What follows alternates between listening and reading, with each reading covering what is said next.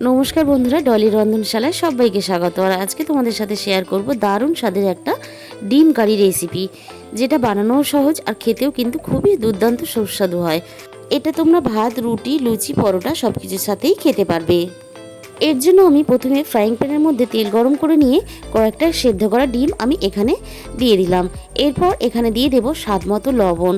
এবার লবণ দিয়ে সিদ্ধ করা ডিমগুলোকে আমি হালকা গোল্ডেন ব্রাউন করে আমি এখানে ভেজে নেব। আমি কিন্তু এখানে খুব বেশি ভাজবো না, আমার ডিমগুলো এখানে ভাজা হয়ে গেছে। এবার আমি একে একে ডিমগুলোকে তেলের মধ্যে থেকে তুলে নেব। খুব বেশি ডিম এখানে ভাজলে কিন্তু শক্ত হয়ে যাবে আর রেসিপিটা বানানোর পরে খেতে ভালো লাগবে না। একই তেলের মধ্যে আমি দিয়ে দিলাম অল্প পরিমাণ গোটা জিরে আর দিয়ে দিলাম একটা তেজপাতা। এরপর আমি এখানে বড় সাইজের একটা দিয়ে দিলাম পেঁয়াজ কুচি। পেঁয়াজটা হালকা একটু নাড়াচাড়া করে নরম করে নেব।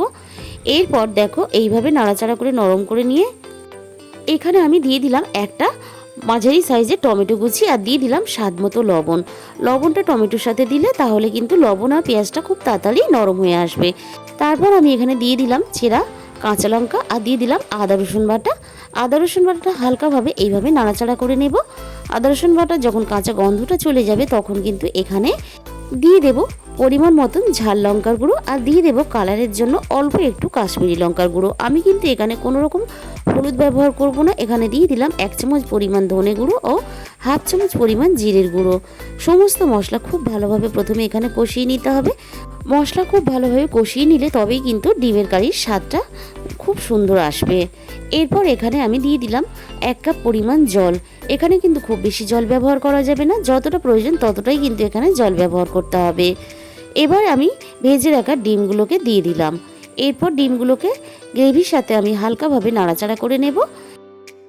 এরপর আমি এখানে অ্যাড করে দেব সর্ষে বাটা। সর্ষে বাটাটা দিয়ে আমি হালকা একটু নাড়াচাড়া করে নেব। খুব বেশিক্ষণ আমি কিন্তু এখানে সর্ষে বাটা দেওয়ার পরে ফোটাবো না। দিলাম অল্প একটু কাঁচা সর্ষের তেল। 5 মিনিটের জন্য আমি এখানে ঢাকা দিয়ে রেখে দেবো। তাহলে বন্ধুরা, আজকের রেসিপিটা ভালো লাগলে অবশ্যই ভিডিওতে লাইক করো। আর নতুন বন্ধুদের কাছে আমার অনুরোধ রইল চ্যানেলটাকে সাবস্ক্রাইব করে পাশে থাকার জন্য।